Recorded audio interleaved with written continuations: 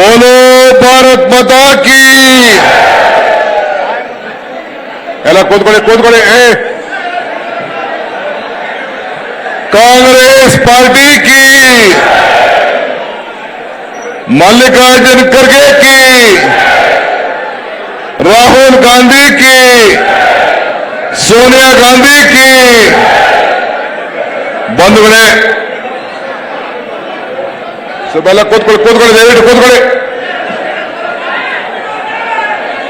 ಆಯ್ತಿರೋ ಇಂದು ವೇದಿಕೆ ಮೇಲಿರುವಂತಹ ನಮ್ಮ ಪಕ್ಷದ ಎಐಸಿಸಿಯ ಪ್ರಧಾನ ಕಾರ್ಯದರ್ಶಿಗಳು ನಮ್ಮ ಉಸ್ತುವಾರಿ ನಡೆಸ್ತಾ ಇರತಕ್ಕಂಥ ರಣದೀಪ್ ಸಿಂಗ್ ಸುರ್ಜೇವಾಲಾರವರೇ, ನಮ್ಮ ರಾಜ್ಯದ ಗೌರವಾನ್ವಿತ ಮುಖ್ಯಮಂತ್ರಿಗಳು ಆದಂತಹ ಸಿದ್ದರಾಮಯ್ಯ ಸಾಹೇಬ್ರೆ, ಎಐಸಿಸಿಯಿಂದ ಬಂದಂತ ಎಲ್ಲ ನಮ್ಮ ಕಾರ್ಯದರ್ಶಿಗಳೇ, ಸರ್ಕಾರದ ಗೌರವಾನ್ವಿತ ಎಲ್ಲ ನನ್ನ ಮಂತ್ರಿಮಂಡಲದ ಎಲ್ಲ ಸಹೋದ್ಯೋಗಿಗಳೇ, ಶಾಸಕ ಮಿತ್ರರೇ, ಜಿಲ್ಲಾ ಕಾಂಗ್ರೆಸ್ ಅಧ್ಯಕ್ಷರೇ, ಬ್ಲಾಕ್ ಅಧ್ಯಕ್ಷರೇ, ಯುವಕ ಕಾಂಗ್ರೆಸ್, ಮಹಿಳಾ ಕಾಂಗ್ರೆಸ್, ಸೇವಾದಳ, ಎನ್ಎಸ್ಯುಐ, ಕಾರ್ಮಿಕ ವಿಭಾಗ ಹಾಗೂ ಎಲ್ಲ ಸಂಘಟನೆಗಳ ಎಲ್ಲ ಪ್ರಮುಖರೇ, ಬೆಂಗಳೂರು ನಗರದ ಮತ್ತು ಕೋಲಾರ, ಚಿಕ್ಕಬಳ್ಳಾಪುರ, ರಾಮನಗರ, ತುಮಕೂರಿಂದ ಬಂದಂತ ಎಲ್ಲ ಬಂಧು ಭಗಿನಿಯರೇ, ನಾನು ನಿಮ್ಮಲ್ಲಿ ಕ್ಷಮೆನ ಕೇಳ್ತಾ ಇದ್ದೀನಿ. ಈಗ ಯಾರು ಕೂಡ ಆಯ್ತಿರೋ ಜಿಂದಾಬಾದ್, ಆಮೇಲೆ ಏನೋ ಸ್ವಲ್ಪ ಎಲ್ಲರಿಗೂ ಕೂಡ ನಾನು ಚೇರನ್ನ ಒದಗಿಸ್ಲಿಕ್ಕೆ ಆಗ್ತಾ ಇಲ್ಲ. ಫ್ರೀಡಂ ಪಾರ್ಕ್ ಜಾಗ ಚಿಕ್ಕದಿದೆ, ಸುಮಾರು 30,000ಕ್ಕೂ ಹೆಚ್ಚು ಜನ ಬಂದ್ಬಿಟ್ಟಿದ್ದೀರಿ. ನಿಮ್ಮ ಆಕ್ರೋಶ ಕಾಣ್ತಾ ಇದೆ. ಇವತ್ತು ಬಿಜೆಪಿ ಮತ್ತು ಜನತಾದಳ ಜನರ ಆಕ್ರೋಶವನ್ನ ಕಾಂಗ್ರೆಸ್ ಮೇಲೆ ಅಂತೇಳಿ ಕರೆ ಕೊಟ್ಟು ಪ್ರಾರಂಭ ಮಾಡ್ತಾ ಇದ್ದಾರೆ. ನಾನು ಅವ್ರಿಗೆ ಹೇಳ್ತಾ ಇದ್ದೀನಿ, ನಿಮ್ಮ ಆಕ್ರೋಶ ಏನಿದ್ರು ಕೂಡ ಈ ಬೆಲೆ ಏರಿಕೆ ಕಾರಣಕರ್ತರಾದಂತ ಕೇಂದ್ರ ಸರ್ಕಾರದ ಬಿಜೆಪಿ ವಿರುದ್ಧ ಇರಬೇಕೇ ಹೊರತು ಬಡವರ ಪರವಾಗಿ 5 ಗ್ಯಾರಂಟಿ ಕೊಟ್ಟು ಈ ಬೆಲೆ ಏರಿಕೆಯಿಂದ ಸಹಾಯ ಮಾಡ್ತಿರುತ್ತ ಕಾಂಗ್ರೆಸ್ ಸರ್ಕಾರದ ವಿರುದ್ಧ ಮಾಡಲಿಕ್ಕೆ ಸಾಧ್ಯ ಇಲ್ಲ ಅನ್ನೋ ಮಾತನ್ನ ಈ ಸಂದರ್ಭದಲ್ಲಿ ನಾನು ಹೇಳ್ತಾ ಇದ್ದೇನೆ. ಇವತ್ತು ನಿಮ್ಮ ಪಕ್ಷಗಳಲ್ಲಿ ಆಂತರಿಕ ಜಗಳ, ನಿಮ್ಮಲ್ಲಿ ನಾಯಕತ್ವದ ಕೊರತೆ, ಜನತಾದಳದಲ್ಲಿ ಆಂತರಿಕವಾದಂತಹ ಜಗಳ, ಇವೆಲ್ಲ ಕೂಡ ಮುಚ್ಚಿಡ್ಲಿಕ್ಕೆ ಇವತ್ತು ನೀವು ಪ್ರವಾಸ ಕೈಗೊಂಡಿದ್ದೀರಿ. ನಾನು ತಮ್ಗೆ ಹೇಳಲಿಕ್ಕೆ ನಾನು ಬಯಸ್ತಾ ಇದ್ದೇನೆ, ನಾವು ರೈತ ಪರವಾಗಿರುವಂತಹ ಒಂದು ಸರ್ಕಾರ, ಕಾರ್ಮಿಕರ ಪರವಾಗಿರುವಂತಹ ಸರ್ಕಾರ, ಎಲ್ಲ ವರ್ಗದ ಜನರ ಪರವಾಗಿರುವಂತಹ ಸರ್ಕಾರ. ಇವತ್ತು ರೈತರಿಗೆ ಹಾಲಿಗೋಸ್ಕರ 4 ರೂಪಾಯಿ ಇವತ್ತು ಫೀಡ್ಸ್ ಬೆಲೆ, ಬೂಸಾ ಬೆಲೆ ಜಾಸ್ತಿ ಇದೆ. ಇವತ್ತು 4 ರೂಪಾಯಿ ರೈತರಿಗೆ ಕೊಡಬೇಕು ಅಂತ ತೀರ್ಮಾನ ಮಾಡಿದ್ರೆ ನೀವು ರೈತರ ವಿರೋಧಿಗಳು ಅಂತೇಳಿ ಅಣೆಪಟ್ಟೆಯನ್ನ ಕಟ್ಕೊಂಡಿದ್ದೀರಿ. ಇವತ್ತು ಹಾಲಿನ ಬೆಲೆ ಕೇರಳದಲ್ಲಿ 57 ರೂಪಾಯಿ ಇದೆ, ಗುಜರಾತಲ್ಲಿ 53 ರೂಪಾಯಿ ಇದೆ, ದೆಹಲಿಯಲ್ಲಿ 55 ರೂಪಾಯಿ ಇದೆ, ಮಹಾರಾಷ್ಟ್ರದಲ್ಲಿ 57 ರೂಪಾಯಿ ಇದೆ, ತೆಲಂಗಾಣದಲ್ಲಿ 58 ಇದೆ, ಅಸ್ಸಾಂನಲ್ಲಿ 60 ಇದೆ, ಹರಿಯಾಣದಲ್ಲಿ 56 ಇದೆ, ರಾಜಸ್ಥಾನದಲ್ಲಿ 50 ರೂಪಾಯಿ ಇದೆ, ಮಧ್ಯಪ್ರದೇಶದಲ್ಲಿ 52 ಇದೆ, ಪಂಜಾಬಲ್ಲಿ 56 ಇದೆ, ಉತ್ತರ ಪ್ರದೇಶದಲ್ಲಿ 56 ರೂಪಾಯಿ ಇದೆ. ನಾವು ಎಲ್ಲರಿಗಿಂತ ಇನ್ನ 10-12 ರೂಪಾಯಿ ಕಡಿಮೆ ಇದ್ದೀವಿ. ಯಾರಿಗೋಸ್ಕರ? ರೈತನ ಬದುಕೋಸ್ಕರ ಇವತ್ತು ಕೇವಲ 4 ರೂಪಾಯಿನ ಮಾಡಿದ್ದೀವಿ. ನೀವು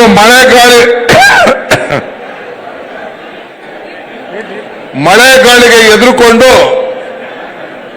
ನೀವು ಜನ ಆಕ್ರೋಶ ಯಾತ್ರೆಯನ್ನ ಕೈ ಬಿಟ್ಟಿದ್ದೀರಿ.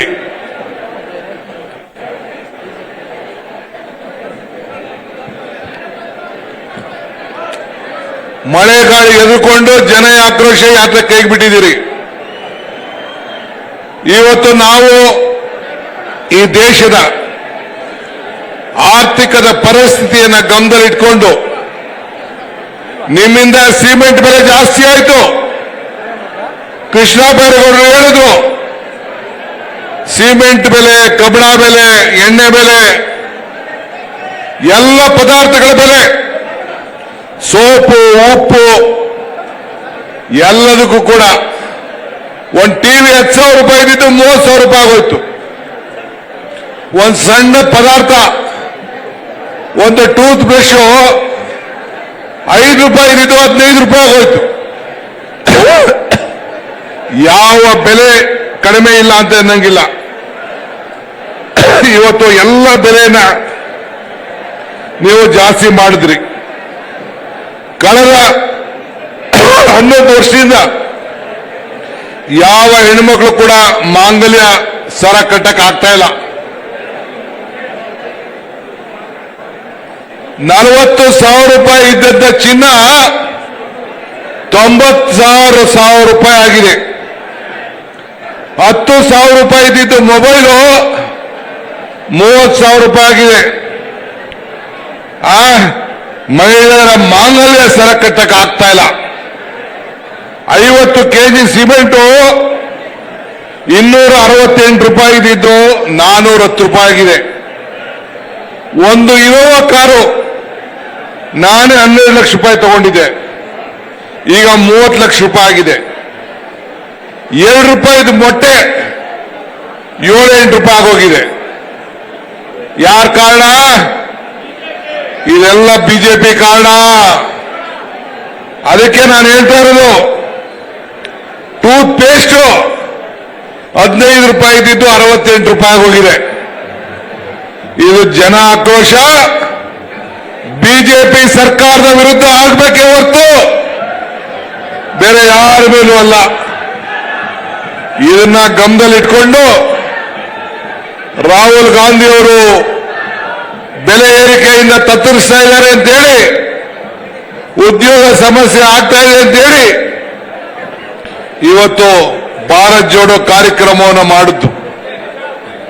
ಜನ ಇವತ್ತು ಈ ದೇಶದಲ್ಲಿ ನಾನು 136 ಸೀಟ್ ಅಂತ ಹೇಳಿದ್ದೆ.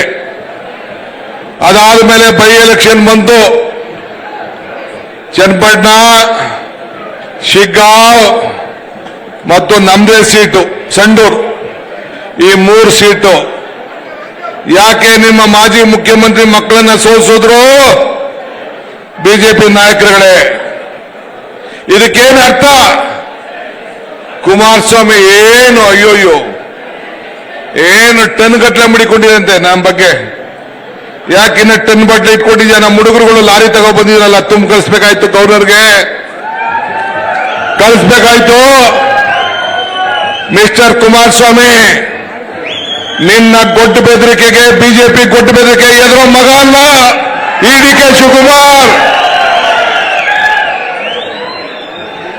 ನಮ್ಮ ಬದುಕು, ನಮ್ಮ ಕಷ್ಟ, ನಮ್ಮ ಶ್ರಮ ನಾವು ಆಸ್ತಿ ಮಾಡ್ಕೋತೀವಿ, ಏನ್ ಮಾಡ್ಕೋತೀವಿ, ಸರ್ಕಾರ ಇದೆ ಅದನ್ನು ನೋಡ್ತದೆ.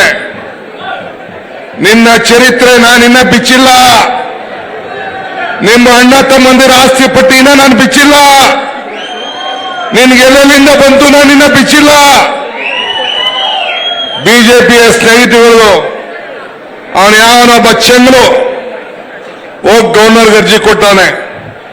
ವಿಧಾನಸೌಧನ ಏನ್ ಮಾಡಬೇಕು, ಏನೇನು ರೇಪ್ ಕೇಸ್ ಬಂತು ಎಲ್ಲ ಪ್ರೂವ್ ಆಗಿದೆ. ಏನೇನು ಮಾತು ಬಂತು ಎಲ್ಲ ಪ್ರೂವ್ ಆಗಿದೆ. ಈಗ ನಾನು ಅದನ್ನ ಚರ್ಚೆ ಮಾಡಕ್ ಹೋಗುದಿಲ್ಲ.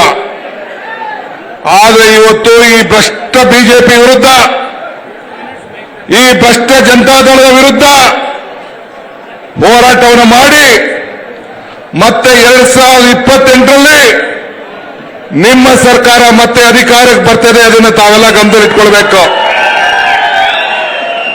ಇವತ್ತು ಈ ದೇಶದಲ್ಲಿ ಜನರ ಆಕ್ರೋಶ ತುಂಬಿ ತುಳುಕ್ತಾ ಇದೆ. ಎಲ್ಲ ಬೆಲೆ ಏರಿಕೆಯಿಂದ ಜಾಸ್ತಿ ಆಗಿದೆ. ಒಂದಿನನೂ ಮಾತಾಡ್ತಾ ಇಲ್ಲ. ಈಗ ಬಿಜೆಪಿಯವರು ₹2 ಮಾಡಿದ್ರಲ್ಲ, ಈಗ ನಮ್ಮ ಮುಖಂಡಗಳೆಲ್ಲ ಎಂ.ಬಿ. ಪಾಟೀಲ್ ಅವರಿಗೆಲ್ಲ ಹೇಳಿದ್ರಲ್ಲ, ಕ್ರೂಡ್ ಆಯಿಲ್ ಬೆಲೆ ಕಡಿಮೆ ಆದ್ರೂ ಕೂಡ ನೀವು ಬೆಲೆ ಏರಿಕೆ ಜಾಸ್ತಿ ಮಾಡಿದೀರಿ ಅಂತಲ್ಲ. ಬಿಜೆಪಿಯವರು ನೀವು ಯಾಕೆ ಮಾತಾಡ್ತಾ ಇಲ್ಲ? ಯಾಕೆ ಮಾತಾಡ್ತಾ ಇಲ್ಲ? ನೀವು ಇದ್ರ ಬಗ್ಗೆ ನೀವೆಲ್ಲ ಮಾತಾಡಬೇಕು. ಇವತ್ತು ನಾನು ವೇದಿಕೆಯಲ್ಲಿರುವಂತ ಎಲ್ಲ ಶಾಸಕರುಗಳಿಗೆ ಎಲ್ಲ ಕೇಳ್ಕೊಳ್ಳಿ, ಸ್ವಲ್ಪ ಎಲ್ಲ ಜಿಲ್ಲಾ ಅಧ್ಯಕ್ಷಗಳಿಗೆ, ಪದಾಧಿಕಾರಿಗಳಿಗೆ, ಇದು ರಾಜ್ಯ ಮಟ್ಟದ ಕಾರ್ಯಕ್ರಮ. ನಾನು ಮುಖ್ಯಮಂತ್ರಿಗಳು ಮತ್ತು ಕ್ಯಾಬಿನೆಟ್ ಮಿನಿಸ್ಟರ್ಸ್ ಎಲ್ಲ ಪಕ್ಷ ಚರ್ಚೆ ಮಾಡಿದ್ದೇವೆ. ಇದೇ ಬೆಲೆ ಏರಿಕೆಯ ಪ್ರತಿಭಟನೆಯ ಕಾರ್ಯಕ್ರಮವನ್ನ ಪ್ರತಿ ಜಿಲ್ಲೆಯಲ್ಲೂ ಕೂಡ ಎಲ್ಲ ಜಿಲ್ಲಾ ಮಿನಿಸ್ಟರ್ಗಳ ನೇತೃತ್ವದಲ್ಲಿ ಈ ಕಾರ್ಯಕ್ರಮವನ್ನು ಹಮ್ಮಿಕೊಳ್ಬೇಕು ಅಂತ ಹೇಳಿ ಈಗಾಗಲೇ ನಾವು ತೀರ್ಮಾನವನ್ನು ನಾವು ಮಾಡಿದ್ದೇವೆ. ಎಲ್ಲ ಡಿಸ್ಟ್ರಿಕ್ಟ್ ಮಿನಿಸ್ಟರ್ಗೆ ಹೋಗಬೇಕು, ಎಲ್ಲ ಜಿಲ್ಲೆಯಲ್ಲೂ ಈ ಕಾರ್ಯಕ್ರಮ ಆಗಬೇಕು. ಈ ಆಕ್ರೋಶವನ್ನ ನಮ್ಮ ಹಳ್ಳಿ ಜನರಿಗೆ, ನಮ್ಮ ಗ್ರಾಮೀಣ ಜನರಿಗೆ, ಪಟ್ಟಣಗಳ ಜನರಿಗೆ ಇದನ್ನು ತಿಳಿಸಬೇಕು. ಆಮೇಲೆ ನಮ್ಮ ರಾಜ್ಯದ ಸರ್ಕಾರ ಕಳೆದ 2 ವರ್ಷದಿಂದ ಬಹಳ ಯಶಸ್ಸಾಗಿ ಈ ಕಾರ್ಯಕ್ರಮವನ್ನು ಜನರಿಗೆ ಮಾಡ್ತಾ ಇದ್ದೇವೆ. ಉತ್ತಮವಾದ ಆಡಳಿತ ಕೊಡ್ತಾ ಇದ್ದೇವೆ. ನಿನ್ನೆ ನಾನು ಮುಖ್ಯಮಂತ್ರಿಗಳು ಬೀದರ್ಗೆ ಹೋಗಿದ್ದು, ಗುಲ್ಬರ್ಗಾಗೆ ಹೋಗಿದ್ದು. ಯಾವ ಬಿಜೆಪಿ ನಾಯಕರುಗಳಿಗೆ, ಜನತಾದಳ ನಾಯಕರುಗಳಿಗೆ ಹೇಳ್ತಾ ಇದ್ದೀನಿ, ಜೆ.ಎಚ್. ಪಟೇಲ್ ಹೇಳ್ತಿದ್ರು, ರೋಡ್ ಸರಿ ಇಲ್ಲ ಅಂದ್ರೆ ನೀವು ಕುದುರೆ ಮೇಲೆ ಹೋಗಿ ಅಂತ. ನಾನು ಕುದುರೆ ಮೇಲೆ ಹೋಗಿ ಅಂತ ಹೇಳುದಿಲ್ಲ. ಕರೆಂಟ್ ಇಲ್ಲ ಅಂದ್ರೆ ಕೈಗೆ ವೈರ್ ಹಿಡಿದು ನೋಡಿ ಅಂತ ಕೇಳ್ತಿದ್ರು. ನಾನು ಅದನ್ನು ಹೇಳುದಿಲ್ಲ. ಹೋಗಿ ನೋಡ್ಬೇಕು. ಇಲ್ಲೇ ನಮ್ಮ ಈಶ್ವರ್ ಕಂಡ್ರೆ ನಮ್ಮ ರಹಮಾನ್ ಖಾನ್ ಇದ್ದಾರೆ. 2025 ಕೋಟಿ ರೂಪಾಯಿ ಅಭಿವೃದ್ಧಿ ಕೆಲಸ ಬರೀ ಬೀದರ್ನಲ್ಲಿ ನಿನ್ನೆ ಉದ್ಘಾಟನೆ ಮಾಡಿಬಿಟ್ಟು ನಾವು ಬಂದಿದ್ದೇವೆ. ಗುಲ್ಬರ್ಗಾಗೆ ಹೋಗಿದ್ದು ಶರಣಪ್ರಕಾಶ್ ಪಾಟೀಲ್ ಮತ್ತು ಪ್ರಿಯಾಂಕ್ ಖರ್ಗೆ ಅವರು, ನಾನು, ಸಿದ್ದರಾಮಯ್ಯನವರು ಮತ್ತು ನಮ್ಮ ಅಧ್ಯಕ್ಷರಂತ ಮಲ್ಲಿಕಾರ್ಜುನ್ ಖರ್ಗೆ ಸಾಹೇಬರು ಹೋಗಿದ್ದು. ರಾಮಲಿಂಗಾರೆಡ್ಡಿ ಅವರು ಬಂದಿದ್ರು, ಸುಧಾಕರ್ ಬಂದಿದ್ರು. 26,000 ಜನ 26,000 ಜನ ಗುಲ್ಬರ್ಗದಲ್ಲಿ ಉದ್ಯೋಗ ಮೇಳದಲ್ಲಿ ಪಾಲ್ಗೊಂಡಿದ್ರು. ಅಲ್ಲೂ ಕೂಡ 1,500 ಕೋಟಿ ರೂಪಾಯಿ ಅಭಿವೃದ್ಧಿ ಕೆಲಸ. ಈ ಹೊಸ ಪಥ ರಸ್ತೆ, ಅದಕ್ಕೇನು ಹೆಸರಿಟ್ಟಿದ್ರಿ ರೋಡ್ಗೆ? ಕಲ್ಯಾಣ ಪಥ ಅಂತೇಳಿ ಆ ಭಾಗದ ರಸ್ತೆಗಳಿಗೋಸ್ಕರ 1,200 ಕೋಟಿ ರೂಪಾಯಿ ರಸ್ತೆಗಳನ್ನ ಇವತ್ತು ಮಾಡ್ತಾ ಇದ್ದಾರೆ. 5,000 ಕೋಟಿ ರೂಪಾಯಿ ಕಲ್ಯಾಣ ಕರ್ನಾಟಕದ ಅಭಿವೃದ್ಧಿಗೆ ಇವತ್ತು ಮೀಸಲಾಗಿಟ್ಟಿದೆ. ನನ್ನ ಇಲಾಖೆಯಲ್ಲಿ 22,000 ಕೋಟಿ ರೂಪಾಯಿ ನೀರಾವರಿಗೆ ಇಟ್ಟಿದ್ದೇವೆ. ಬೆಂಗಳೂರು ನಗರಕ್ಕೆ ಮೆಟ್ರೋ, ಇವತ್ತು ಅಂಡರ್ ಪಾಸು, ಫ್ಲೈಓವರು, ವಿದ್ಯುತ್ ಶಕ್ತಿ, ಸಾಲಿಡ್ ವೇಸ್ಟ್ ಮ್ಯಾನೇಜ್ಮೆಂಟು, ಸುಮಾರು ಒಟ್ಟು 1 ಲಕ್ಷ ಕೋಟಿ ರೂಪಾಯಿ ವೆಚ್ಚ ಮಾಡಲಿಕ್ಕೆ ಕಾರ್ಯಕ್ರಮವನ್ನು ಈಗಾಗಲೇ ನಾವು ತೆಗೆದುಕೊಂಡಿದ್ದೇವೆ. ಏನು ಅಭಿವೃದ್ಧಿ ಅಲ್ವೇ ಇದು? ಅಭಿವೃದ್ಧಿ ಅಲ್ವೇ? ನೀವು ಕಾಮಾಲೆ ಕಣ್ಣಲ್ಲಿ ನಮ್ಮ ಸರ್ಕಾರ ನೋಡ್ತಾ ಇದ್ದೀರಿ. ಕಾಮಾಲೆ ಕಣ್ಣಲ್ಲಿ ನೋಡ್ತಾ ಇದ್ದೀರಿ. ಎಕ್ಸ್ರೇ ಕಣ್ಣಲ್ಲಿ ನೀವು ನೋಡ್ತಾ ಇದ್ದೀರಿ. ನಿಮ್ಮ ಆತ್ಮ ಸಾಕ್ಷಿಯಿಂದ ನಿಮ್ಮ ಕಣ್ಣಲ್ಲಿ ನೋಡಿ. ಎಲ್ಲ ಕೆಲಸಗಳು ಕೂಡ ಅಭಿವೃದ್ಧಿ ಕಡೆ ಹೋಗ್ತಾ ಇದೆ. ಇಡೀ ದೇಶದಲ್ಲಿ ಇವತ್ತು ನಮ್ಮ ಬಜೆಟ್ ನೋಡಿ, 4 ಲಕ್ಷಕ್ಕೂ ಹೆಚ್ಚು ಕೋಟಿ ರೂಪಾಯಿ ಹಣ ಇವತ್ತು ಈ ಬಜೆಟ್ ಅನ್ನ ಇಟ್ಟು ಇವತ್ತು ದಾಖಲೆಯ ನಿರ್ಮಾಣವನ್ನ ಕಾಂಗ್ರೆಸ್ ಸರ್ಕಾರ, ಸಿದ್ದರಾಮಯ್ಯ ನೇತೃತ್ವದ ಸರ್ಕಾರ ಇವತ್ತು ಮಾಡಿದೆ. ಆದ್ರಿಂದ ಬಂಧುಗಳೇ, ನಮ್ಮ ಹೋರಾಟ ಜನರ ಪರವಾಗಿ, ನಮ್ಮ ಸರ್ಕಾರ ಜನರ ಹಿತವಾಗಿ ಇವತ್ತು ಕುಡಿಯುವ ನೀರು ಬೆಂಗಳೂರು ನಗರದ ಜನರಿಗೆ ನಾನು ಮಂತ್ರಿ ಆದಮೇಲೆ 6 TMC ಜಾಸ್ತಿ ಮಾಡಿದ್ದೀನಿ. ಇವತ್ತು 5ನೇ ಸ್ಟೇಜ್ ನೀರನ್ನ ಇವತ್ತು ವಾಪಸ್ಸು ಕುಡಿಯೋ ನೀರಿಗೆಲ್ಲ ಕೊಟ್ಟಿದ್ದೇವೆ.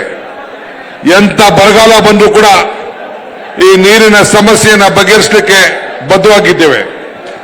ಇವತ್ತು 10,000 ಬಸ್ಸುಗಳು ಬೆಂಗಳೂರು ನಗರದಲ್ಲಿ ಇವತ್ತು ಹೆಚ್ಚಿಗೆ ಮಾಡಿದ್ದೇವೆ. ಇಡೀ ರಾಜ್ಯದಲ್ಲಿ 2,000 ಬಸ್ಗಳು ಹೆಚ್ಚಿಗೆ ಆಗಿದೆ. ಎಲ್ಲ ನನ್ನ ತಾಯಂದಿರು ಉಚಿತವಾಗಿ ಶಕ್ತಿ ಯೋಜನೆಯಲ್ಲಿ ಪ್ರವಾಸ ಮಾಡ್ತಾ ಇದ್ದಾರೆ. ಎಲ್ಲ ನನ್ನ ತಾಯಂದಿರಿಗೆ 2,000 ರೂಪಾಯಿ ಹಣ ಸಿಗ್ತಾ ಇದೆ. ಇವತ್ತು ಹೀಗೆ 10 kg ಅಕ್ಕಿ ಈ ರೀತಿ ನಮ್ಮ MP ನಮ್ಮ KJ ಜಾರ್ಜ್ ಅವರು ಅವರ ಮುಖಂಡತ್ವದಲ್ಲಿ ಈಗಾಗಲೇ 1,50,00,000 ಜನರಿಗೆ ಉಚಿತವಾಗಿ 200 ಯೂನಿಟ್ವರೆಗೂ ಕರೆಂಟ್ ಕೊಡ್ತಾ ಇದ್ದೇವೆ. ಯಾರಿಗೋಸ್ಕರ? ಬಿಜೆಪಿ ಸರ್ಕಾರದ ಬೆಲೆ ಏರಿಕೆಯನ್ನು ತಡೆದು ಜನರ ಬದುಕನ್ನ ಹಸನು ಮಾಡಬೇಕು ಅಂತೇಳಿ ಇವತ್ತು ಈ ಹಣವನ್ನು ನಾವು ಕೊಟ್ಕೊಂಡು ನಾವು ಬರ್ತಾ ಇದ್ದೇವೆ. ಆದ್ರಿಂದ ನಮ್ಮ ಆಕ್ರೋಶ ಬಿಜೆಪಿ ವಿರುದ್ಧ, ನಿಮ್ಮ ಆಕ್ರೋಶ ಬಿಜೆಪಿ ವಿರುದ್ಧ. ಈ ಕಾರ್ಯಕ್ರಮಕ್ಕೆ ಇಷ್ಟು ದೊಡ್ಡ ಸಂಖ್ಯೆಯಲ್ಲಿ ಬಂದಿದ್ದೀರಿ. ಎಲ್ಲ ನಾಯಕರುಗಳು ಅವರವರ ಕ್ಷೇತ್ರದಲ್ಲಿ ಕಾರ್ಯಕ್ರಮವನ್ನು ಮುಂದಕ್ಕೆ ಮುಂದುವರಿಸಿದೆ. ತಮಗೆಲ್ಲ ನಾನು ಹಾಸನ ಮಾಡ್ಕೊಳಕ್ಕಾಗಿಲ್ಲ, ಬಿಸಿಲಲ್ಲಿ ನರಳ್ತಾ ಇದ್ದೀರಿ, ತಾವೆಲ್ಲ ಕ್ಷಮಿಸಬೇಕು ಅಂತೇಳಿ ತಮ್ಮಲ್ಲಿ ಪ್ರಾರ್ಥಿಸಿ ನನ್ನ ಮಾತನ್ನು ಮುಗಿಸ್ತೇನೆ. ಜೈ ಹಿಂದ್, ಜೈ ಕರ್ನಾಟಕ, ಜೈ ಕಾಂಗ್ರೆಸ್ ಪಾರ್ಟಿ.